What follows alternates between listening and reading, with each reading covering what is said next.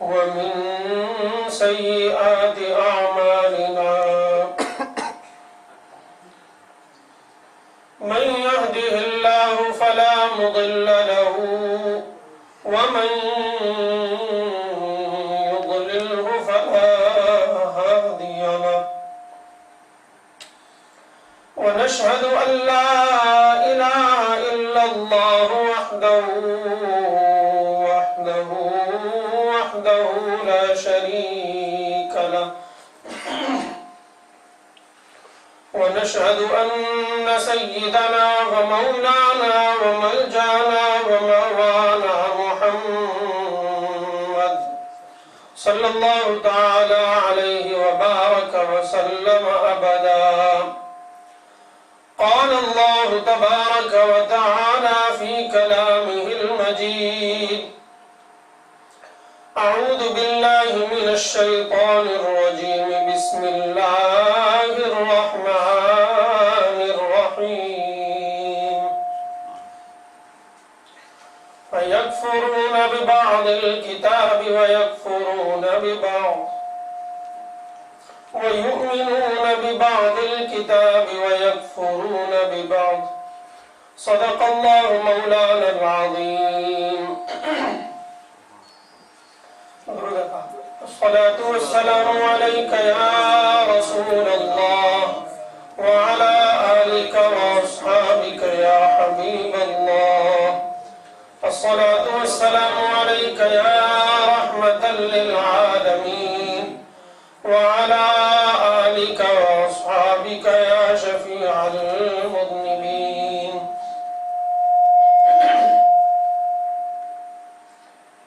مختصر حمد و ثنا کے بعد نہایت ہی واجب الاحترام معزز سامعین کرام،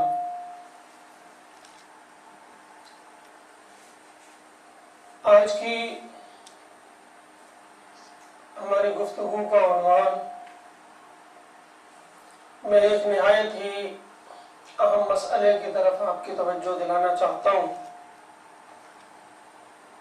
اللہ کریم سے دعا ہے کہ مجھے حق بیان کرنے کی توفیق عطا فرمائے اور ہم سب کو حق کو سننے، اسے قبول کرنے اور اس پر عمل کرنے کی توفیق عطا فرمائے۔ یہ بات یاد رکھنے کی ہے کہ اللہ کریم نے انسان کو پیدا کیا ہے تو اللہ کریم نے ہی اس کے زندگی گزارنے کے لیے بہترین نظام حیات دیا ہے، اور ایسا ممکن نہیں ہے کہ اللہ کریم جو انسان کا پیدا کرنے والا ہے وہ ایسا نظام حیات انسان کو دے دے جو انسان کی فطرت اور نیچر سے میچ نہ کرتا، بلکہ لازمی سی بات ہے کہ جب انسان کو پیدا کیا ہے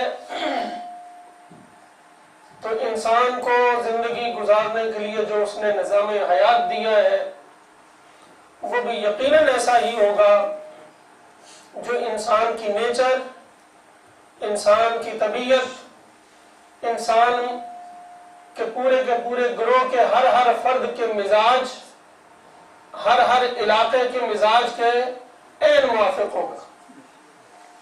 یہ یقین رکھنا بہت ضروری ہے۔ اگر یہ یقین نہیں رکھتے ہم تو پھر کیا لازم آئے گا کہ اللہ کریم نے انسان کو معاذ اللہ ثم معاذ اللہ کوئی غلط نظام دیا؟ ہرگز نہیں۔ جب یہ بات ذہن میں آ گئی تو اب یہ سمجھیں کہ انسان کو اللہ تعالیٰ نے جو دین اسلام کی دولت عطا فرمائی ہے اس کو تین بڑے حصوں پر تقسیم کیا جا سکتا ہے۔ ہمارے اعتقادات، ہمارے معاملات اور ہماری عبادات۔ اعتقادات کیا ہیں؟ مفصل اور ایمان مجمل پڑھتے ہیں اس کے اندر ہمارے سارے کے سارے اعتقادات آتے ہیں. میں ایمان لایا اللہ پر، اس کے سارے رسولوں پر، اس کی ساری کتابوں پر، اس کے سارے فرشتوں پر، آخرت کے دن پر، اچھی بری تقدیر اللہ کی طرف سے ہوتی ہے اس پر، اور قیامت قائم ہوگی، قیامت کے بعد اٹھایا جائے گا، جنت اور دوزخ کا وجود ہے، ان سب. اور ایمان مجمل میں ہم پڑھتے ہیں کہ اللہ کی کچھ صفات ہیں، ایک اللہ کی ذات ہے، اور کوئی شخص بھی اللہ کی نہ ذات میں شریک ہو سکتا ہے نہ اللہ کی صفات میں شریک ہو سکتا.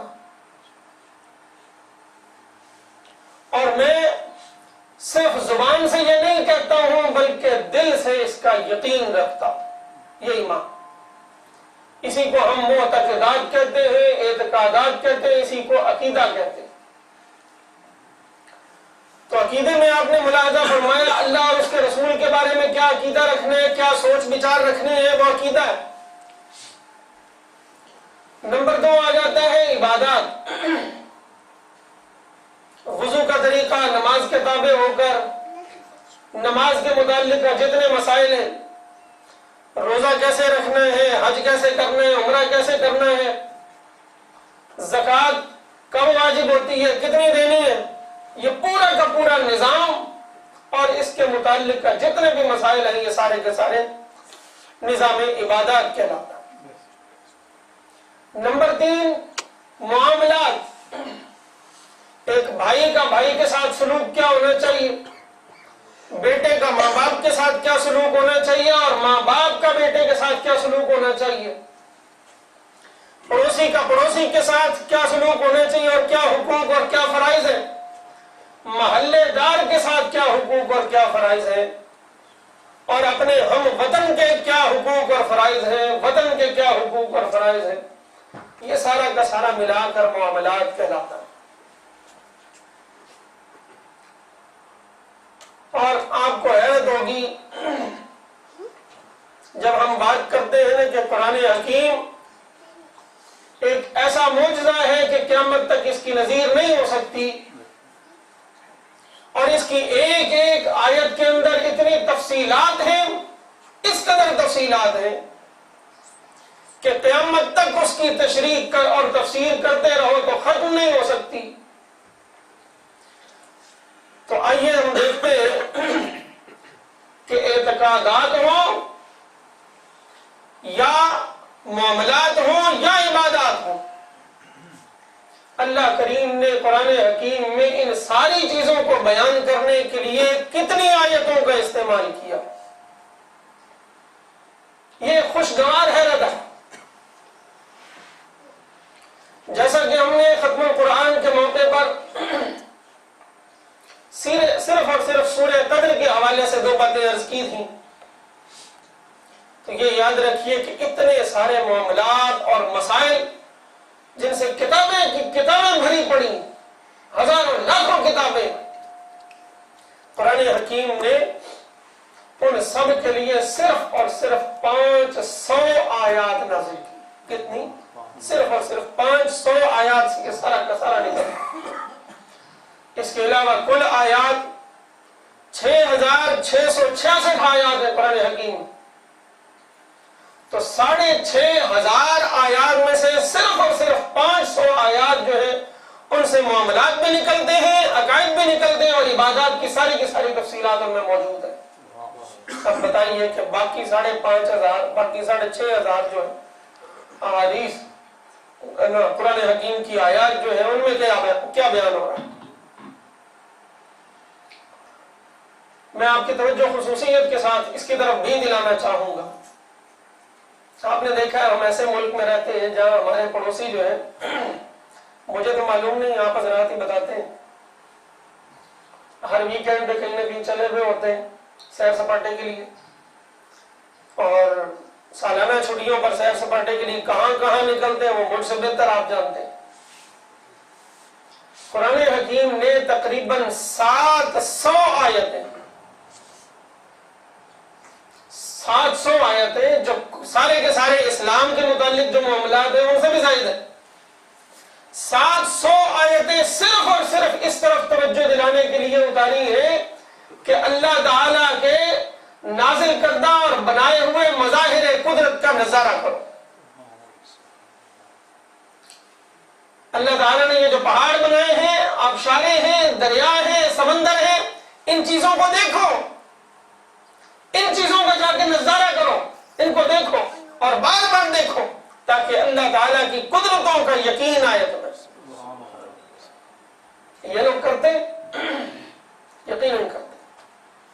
قرآن حکیم فرماتا ہے قُلْ سِیرُوا فِی الْأَرْضِ فَانْظُرُوا کَیْفَ کَانَ عَاقِبَةُ الْمُکَذِّبِینَ کہ محبوب مکرم آپ انہیں فرما دیجئے زمین کی سیر کریں، زمین کی سیر کیا کرو. قرآن حکیم نے حکم دیا اور حکم دینے کے لیے آرڈر کا صیغہ استعمال کیا، سیرو، تمہیں چاہیے کہ تم سیر کیا کرو.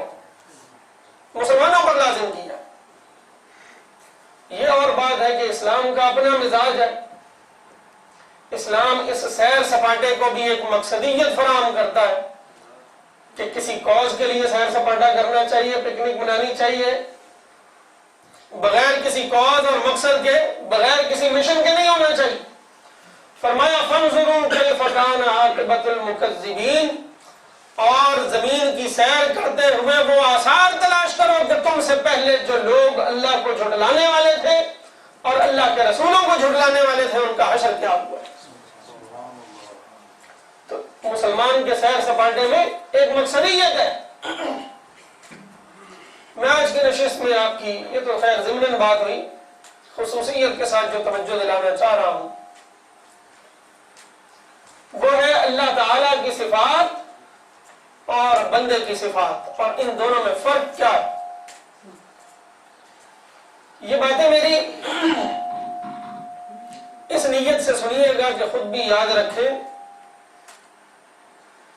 اور میں آپ کو آج متنبہ اور خبردار کر دینا چاہتا ہوں آج کی اس نشست سے فائدہ اٹھاتے ہوئے کہ پاکستان میں ہم نے دیکھا ہے کہ دیکھتے ہی دیکھتے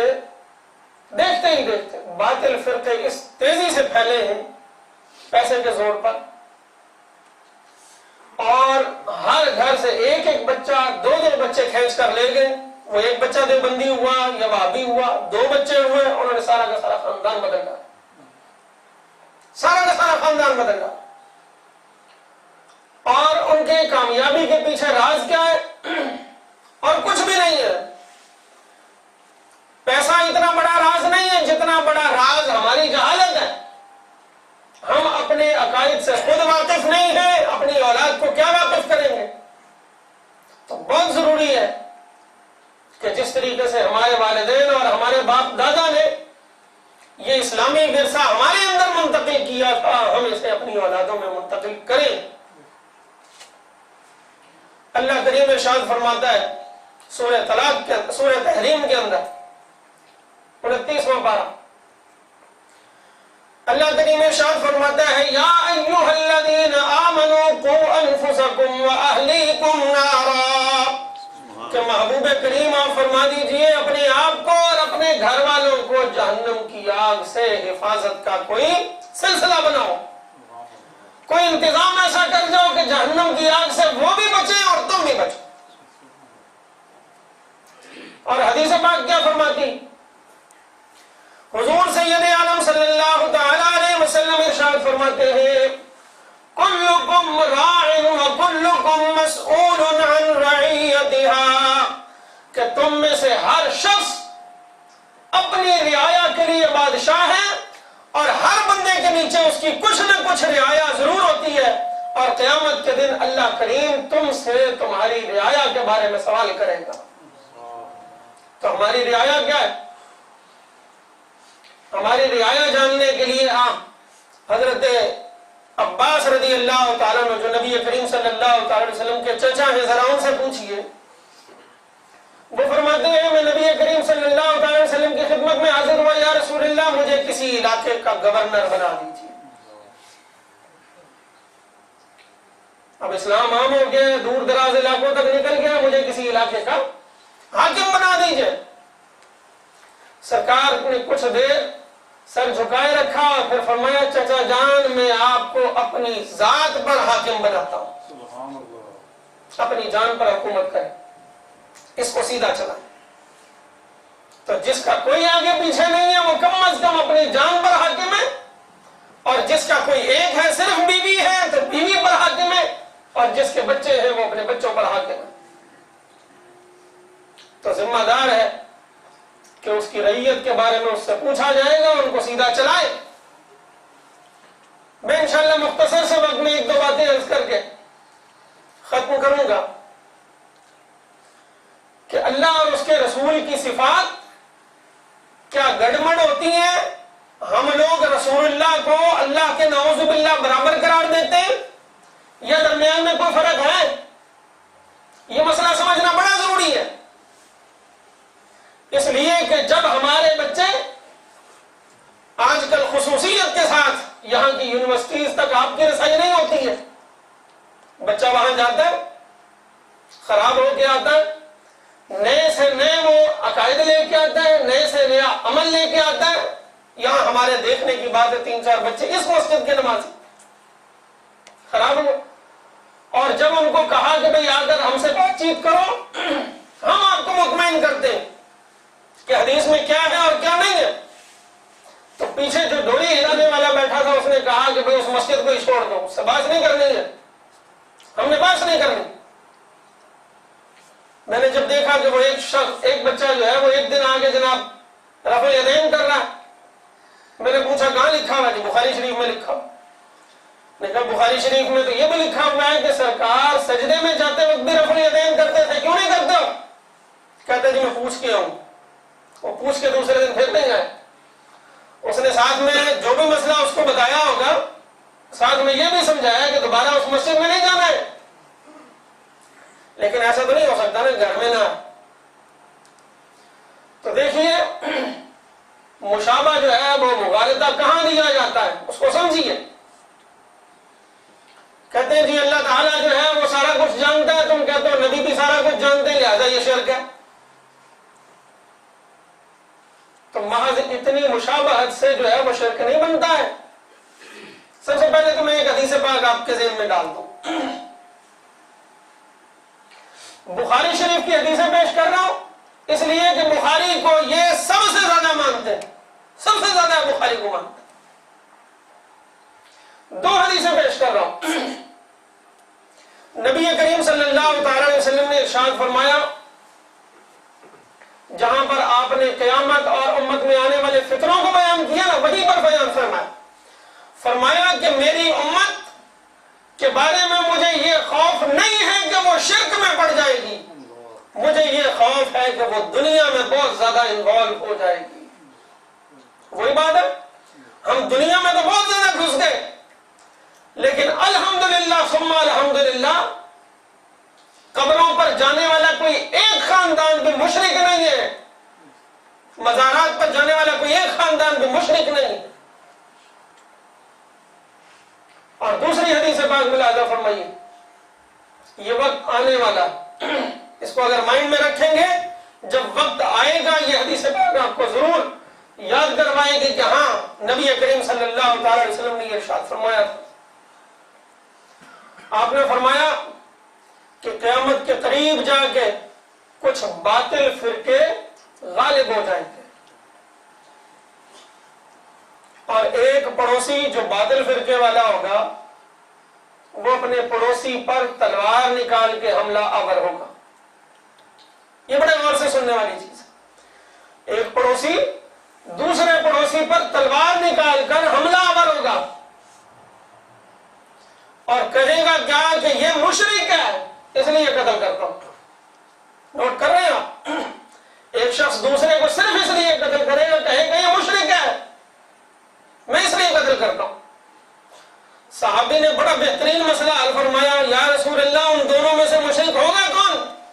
فرمایا قتل کرنے والا مشرک ہوگا، شرک کا فتویٰ لگانے والا مشرک ہوگا، جس پر لگایا جا رہا ہے وہ مشرک نہیں ہوگا۔ یہ دونوں حدیث بخاری شریف میں موجود ہیں۔ حکیم سے ایک دو مثالیں دے کر اپنے گفتگو کو سمیٹتا ہوں۔ قرآن حکیم عام شخص کے بارے میں، ہم جیسے عام شخص کے بارے میں فرماتا ہے کہ یہ لوگ دیکھتے بھی ہیں، سنتے بھی ہیں۔ یہ لوگ دیکھتے بھی ہیں، سنتے بھی ہیں۔ سننے والے کو کہتے ہیں عربی میں سمیع، سننے والا، اسی لیے وہ سننے والا جو پیچھے طرف میں کھڑا ہوتا ہے اس کو سامع کہتے ہیں، اور دیکھنے والے کو کہتے ہیں بصیر۔ اور اللہ کریم نے سیم یہی دو چیزیں اپنی ذات کے لیے بھی قرآن حکیم میں بیان، ان اللہ سمیع بصیر، بے شک اللہ سمیع اور اللہ بصیر ہے۔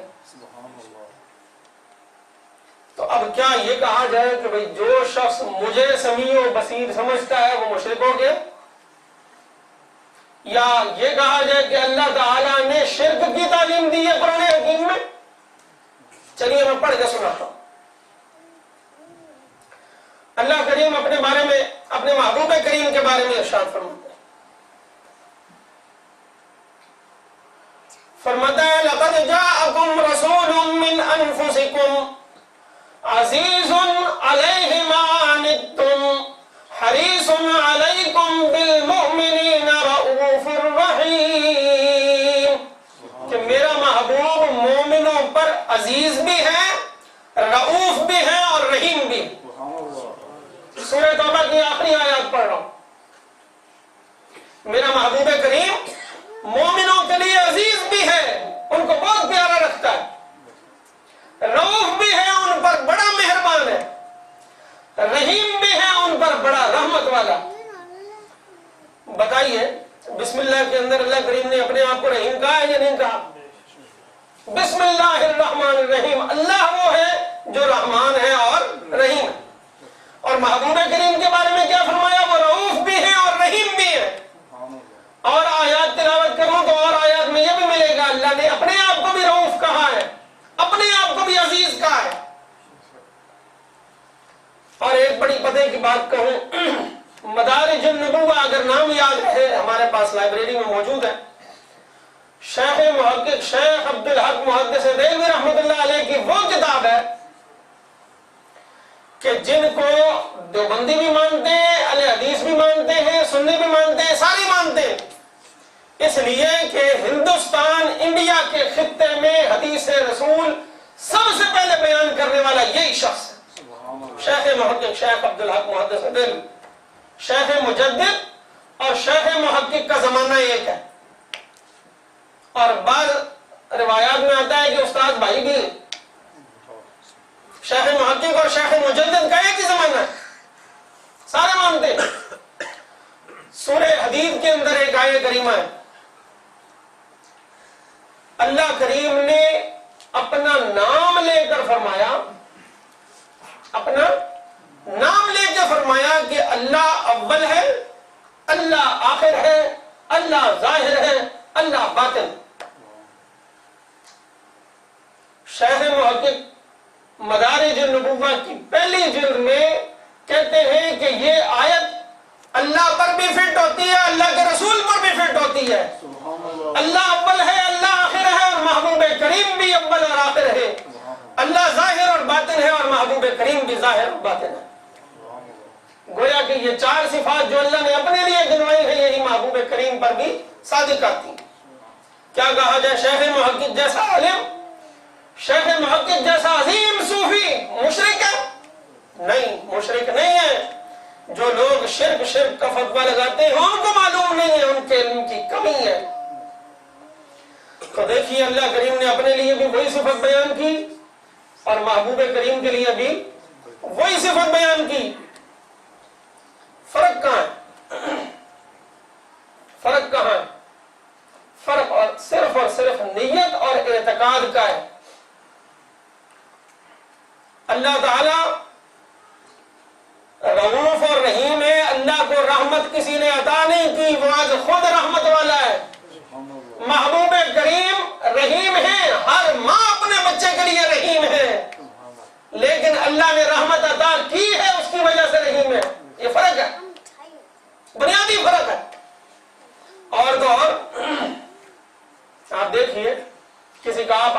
چوم لیجیے، اپنے والد صاحب کا ہاتھ چومیے، والدہ صاحبہ کا ہاتھ چومیے، اور کوئی اس طرح کا بندہ دیکھ لے تو وہ کہے گا یہ مشرک، کیونکہ جھکنا صرف اور صرف اللہ کے لیے جائز ہے، جھکنا صرف اللہ کے لیے جائز۔ قاضی ایاز رحمت اللہ علیہ نے حدیث پاک نقل کی ہے، شفا شریف نیچے لائبریری میں موجود، میں دکھانے کا ذمہ دار۔ فرمایا صحابہ کرام نے نبی کریم صلی اللہ علیہ وسلم کی بارگاہ میں عرض کیا، یا رسول اللہ صلی اللہ تعالی علیہ وسلم، ہم نے لوگوں کو دیکھا ہے کہ لوگ اپنے بتوں کو سجدہ کرتے، ہم نے جانوروں کو دیکھا ہے آپ کے سامنے آ کر ماتھا ٹیکتے، سجدہ کرتے، ہمیں بھی اجازت دیجیے ہم بھی آپ کو سجدہ کیا کریں۔ آپ نے فرمایا کہ نہیں، اللہ کے سوا کسی اور کو سجدہ کرنا جائز نہیں ہے، اگر میری شریعت میں کسی اور کو سجدہ کرنا جائز ہوتا تو میں عورتوں کو حکم دیتا کہ اپنے شوہروں کو سجدہ کیا کریں، میں عورتوں کو حکم دیتا اپنے شوہروں کو سجدہ کیا۔ یا رسول اللہ پھر آپ ہاتھ اور پاؤں چومنے کی اجازت فرمائیں، آپ نے فرمایا اس کی اجازت ہے، اس کی اجازت ہے۔ 5 احادیث قاضی ایاز اندلسی نے نقل فرمائی جن میں صحابہ کرام کا ہاتھ اور پاؤں چومنا سرکار کا ثابت کیا کہ صحابہ کرام نبی کریم صلی اللہ علیہ وسلم کے ہاتھ بھی چومتے تھے اور پاؤں بھی چومتے تھے۔ اور یہاں ہاتھ چومنے سے شرک لازم آتا ہے، پاؤں چومنے کے لیے کدھر جانا پڑتا ہے؟ کم از کم سجدے کی کچھ نہ کچھ شکل تو اختیار کرنی پڑتی ہے نا، وہاں تو پکا مشرک ہو گیا۔ اب جائیے میں آپ کو ایک روزمرہ کا مسئلہ حل کر کے بتاؤں۔ ایک شخص نے آ کے نبی کریم صلی اللہ علیہ وسلم کی بارگاہ میں عرض کی، یا رسول اللہ میں نے منت مانی تھی میرا یہ کام ہو جائے تو میں جنت کی مہاٹ چوموں گا، جنت کی مہاٹ کو بوسا دوں گا، اور جنت کا اوپر والا جو حصہ ہوتا ہے اس کو کیا کہتے ہیں، اس کو بھی بوسا دوں گا۔ آپ نے فرمایا تھے ماں باپ زندہ؟ نے کہا جی نہیں۔ آپ نے فرمایا پھر یوں کر اپنی ماں کے پاؤں کی جانب والی قبر کے حصے کو چوم لے، یہ جنت کی مہاٹ کو بوسا ہے، اور باپ کے سرہانے والے حصے کو چوم لے، یہ جنت کے دروازے کے اوپر والے حصے کو بوسا ہے۔ اب جن علماء نے لکھا ہے کہ قبر کو بوسا دینا جائز نہیں ہے، حرام ہے، انہوں نے ساتھ میں یہ بھی لکھا کہ ماں باپ کی قبر کو بوسا دینا جائز ہے، ان کو چومنا جائز ہے۔ تو یہاں تو زندہ بندے کے لالے پڑے ہوئے تھے، جو بندہ قبرستان میں جا کے اس طریقے سے چوم رہا ہو اس کو بولیں گے کہ بھائی یہ خود کو سجدہ کر رہا ہے۔ چلیے یہ مسئلہ میں جڑ سے ختم کرتا ہوں اور پھر اجازت چاہتا ہوں۔ بعض جگہوں پر سجدہ کرنے میں نیت کا فرق ہوتا، یہاں بھی نیت کا فرق کہ ماں کھڑی ہوئی ہے اور بندہ جھک کر سجدے کی حیت میں جاتا ہے اور ماں کے قدموں کو بوسا دیتا، سجدے کی بظاہر حیت بنتی ہے، لیکن چونکہ سجدہ کرنے کی نیت نہیں ہے اس لیے نہ حرام کا مرتکب ہے اور نہ کفر اور شرک کا مرتکب ہے، بلکہ ثواب کا مستحق ہے۔ دوسری طرف دیکھیے نبی کریم صلی اللہ علیہ وسلم کو دیکھیے، نبی کریم صلی اللہ علیہ وسلم نے بیت اللہ شریف کی طرف منہ کر کے نماز پڑھنا کب شروع کی بتائیے؟ مدینہ شریف پہنچ گئے، تحویل قبلہ کا حکم آیا، آپ نے بیت اللہ شریف کی طرف منہ کر کے نماز پڑھنا شروع کر۔ بیت اللہ شریف میں اس وقت بت کتنے تھے بتائیے؟ 360 بت تھے، ساری دنیا جانتی، اور یہ ایسا حوالہ ہے کہ کوئی بڑے سے بڑا بندہ اس کو جھٹلا نہیں سکتا ہے۔ سرکار بیت اللہ شریف کی طرف اس وقت منہ کر کے نماز پڑھتے رہے جب اس بیت اللہ شریف کے اندر 360 بت تھے، اور وہ بت آپ نے کب گرائے؟ فتح مکہ کے دن سن 8 ہجری، 8 سال بعد، تقریباً 6 سال یا 6.5 سال آپ کس کے نماز پڑھتے رہے، دیکھنے والا کہہ سکتا ہے کہ بتوں کی طرف ہم منہ کر کے نماز پڑھتے رہے؟ یا معاذ اللہ سما معاذ اللہ آج کوئی کہے کہ تمہارا نبی جو ہے وہ تو بتوں کو سجدہ کرتا رہا، تو کیا کہیں گے؟ وہاں نیت معتبر ہے، نیت بتوں کو سجدہ کرنے کی نہیں تھی، بیت اللہ شریف کی طرف منہ کرنے کی تھی۔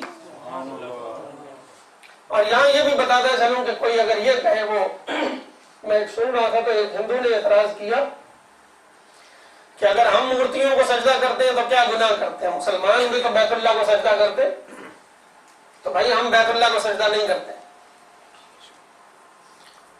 اللہ نہ کرے کل کو یہ بیت اللہ شریف کی عمارت جو ہے، عمارت اگر اٹھا لی جائے ہم تب بھی اسی طرف کو منہ کر کے نماز پڑھیں گے۔ وہ ہماری جہت قبلہ ہے، جہت عبادت نہیں ہے، ہم اس کو سجدہ نہیں کرتے ہم اللہ کریم کو ہیں، وہ اس کی طرف کرتے ہیں۔ تو اللہ تعالی ہم سب کو اعتقادات کے اندر جو ہے وہ راسخ ہونے کی توفیق عطا فرمائے۔ اگر آپ کہیں کہ بھئی یہ تو نبی کے ہاتھوں چومتا ہے، یہاں والدین کا کہا، تو عام بندہ عام بندے کے ہاتھ چوم سکتا ہے۔ حضرت علی کرم اللہ تعالیٰ وجہ الکریم کے بارے میں امام بخاری نے اپنی کتاب الادب المفرد کے اندر لکھا کہ حضرت علی کرم اللہ تعالیٰ وجہ الکریم اپنے چچا حضرت عباس کے ہاتھ بھی چومتے تھے اور پاؤں بھی چومتے تھے۔ یہ امام بخاری نے لکھا ہے، اس امام بخاری نے لکھا ہے جن کا حوالہ اہل حدیث بھی رد نہیں کر سکتے۔ الادب المفرد کے اندر میں دکھا سکتا ہوں۔ اللہ تعالی ہم سب کو توفیق عمل عطا فرمائے۔ وما توفیقی الا باللہ۔